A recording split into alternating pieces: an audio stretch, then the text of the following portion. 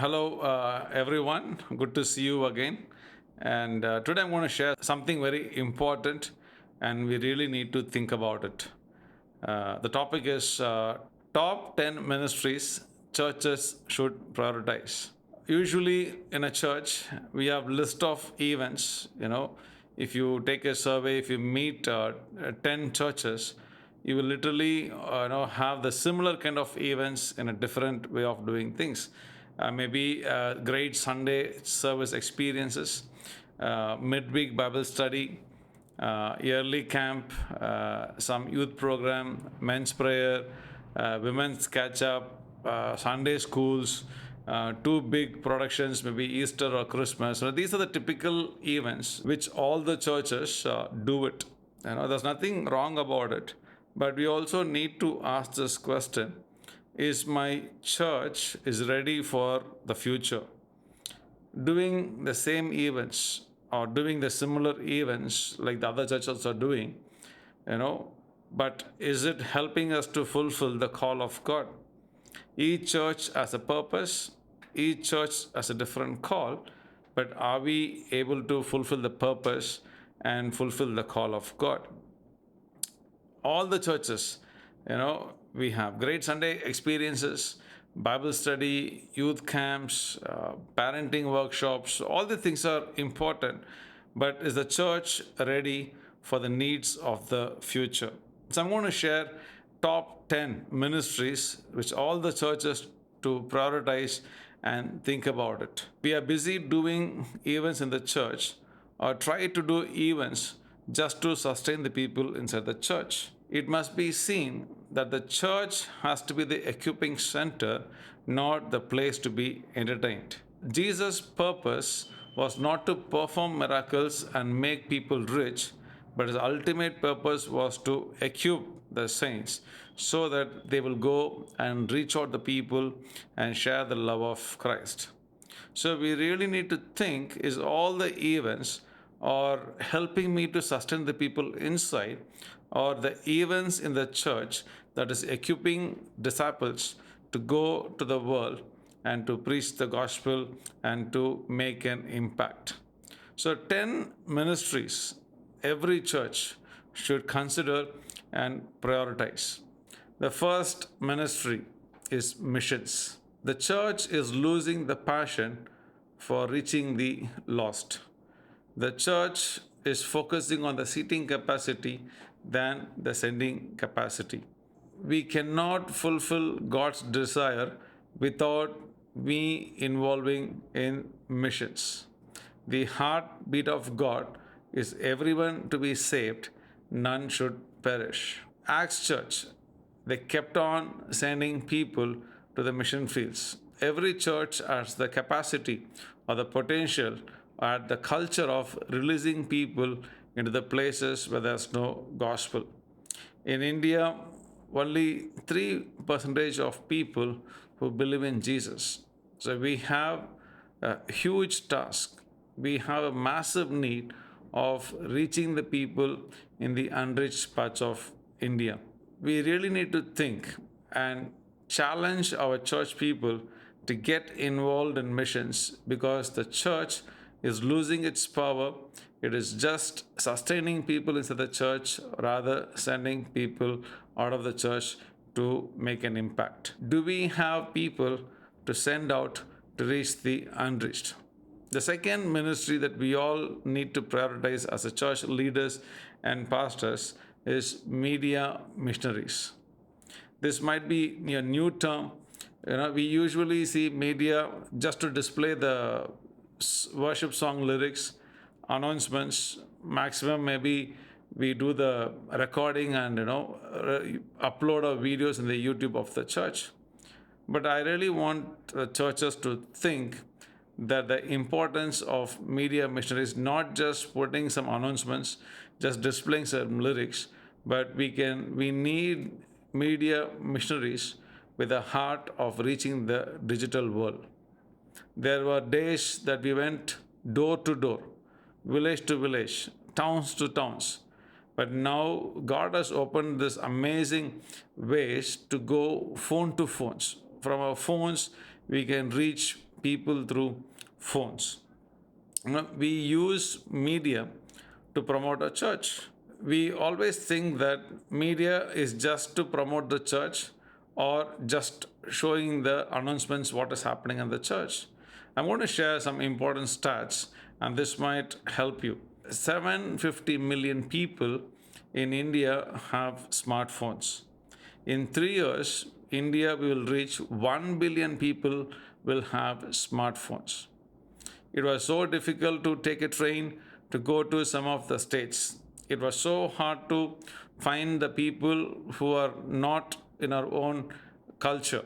But now God has opened this amazing door that 1 billion people in next 3 years they will have access to smartphones. Our ministry should move from door to phone.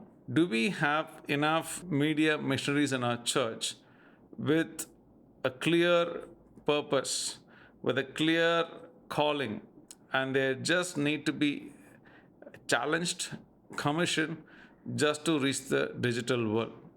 The second important ministry that every church need to prioritize is we need media missionaries to reach the 1 billion people through phone to phone. And the third ministry that every church should consider or prioritize is called certified counselors. And a church is going through different seasons. 10 years back, the worship was the front face of the church. If the worship team is good, if the band is good, people just started coming to church and many people got saved through music and worship. But after the pandemic, we can slowly see the media team become the face of the church. The designs, the things how we put up on the social media. So the media team became the face of the church. People started following church before they came to church. In another 5 to 10 years, I strongly believe that we need more certified counselors and they'll be the face of the church. We're going to see a lot of people coming from broken families. Depression rate is going to increase. People are going to have mental issues. They may not need great music. They may not need a cool church, but they need a counselors who can listen to their issues or provide some wisdom or provide some light in the areas of the darkness. So another 10 years, we will see more people will be struggling with mental health issues. Is the church ready? Do we have enough anointed, spirit-led counselors? We live in the broken world and society is filled with broken marriages. Kids are growing without father or kids are growing without parents' love. Every teenager struggles in depression, panic attacks, anxiety, fear. We can keep on listing out their issues. Out of 10 teenage kids, 9 has got some kind of mental health issues. The church should produce or equip or challenge, empower certified counselors to handle this kind of generation. So, do we have certified counselors in our church to support or help the people who are struggling in mental health issues? The fourth ministry every church should consider or prioritize is apologetics. We have so many theories about creation, sex, marriage, gender confusions. Being a Christian for many years, we don't have answers for many difficult or complicated questions. We usually say, just pray about it, or I don't know, or you don't need this answer right now. We try to avoid things by saying these kind of stuffs. But this generation has got a lot of knowledge and they have different opinion about sex, different opinion about creation. They have different opinion about politics and money and different things. So this is the generation. Surprisingly, a lot of Christian young people left faith and they became an atheist because they said, we don't find any answers for our questions in this religion. So we need people to defend our faith, at the same time to give clarity to the complicated issues like gender issues or sex or marriages. So we need to rise up people who can defend and who can also give clear answers from the scriptures about the present generation issues. Do we raise people in a church to defend our faith and also to give answers for the complicated questions? Fifth ministry, which we need to focus as a church or consider seriously, is parenting. One of the major issues for this generation, the times where we used to live, almost 90% of the families, only fathers used to work and the mothers used to be a homemaker. But now we live in a generation where both the parents are working. So the whole family dynamics have completely changed. And now we are going to come into a season called double income, no kids. So different kinds of lifestyles are coming. So one of the things which is very much common, that a lot of kids living without proper parents' love. So one of the major issues for this generation they face is poor parenting because of work, busy schedules, appointments, status, and trying to upgrade our lifestyle. In all this business, we tend to miss the important role of being a parent. So many parents find difficult to handle their kids, and the rise of divorces makes children live independent, helpless. Parents play a major role in every kid's life to shape their character. Do we have enough resources in our church, or do we specifically create programs to make sure that we teach about parenting or we talk about the struggles of parenting? This will be one of the main ministries that we need to focus in our churches. And the sixth ministry, which we need to focus or prioritize, is building communities. Usually the Sunday churches usually the churches are more like, one of the checklists that we need to do it. I need to go for a Sunday service and do a tick, I'm done. Afterwards, we have no communities, or we don't like to be part of a community, and we are busy running different services, we are busy running different ministries, but we never take effort to build communities. People are longing for genuine relationships, tired of performance, and putting efforts to live a better life. People are longing for genuine relationships. People are tired of performing, and everybody trying to put their best to get a better life. People are slowly, moving towards to showcase their talents, passion, like to connect with a group of people where they're comfortable, where they speak the same language. So they get attracted to the different communities where they can be themselves. I know one particular group of people, they have super bikes. They all like to connect with people. They like to hang out for a breakfast just because one thing is common is it's bike, love for bike, and that becomes a community. In future, people will be tired of working. People will be stressed out of doing different things, but they might long for genuine relationships or look for communities where they can be themselves.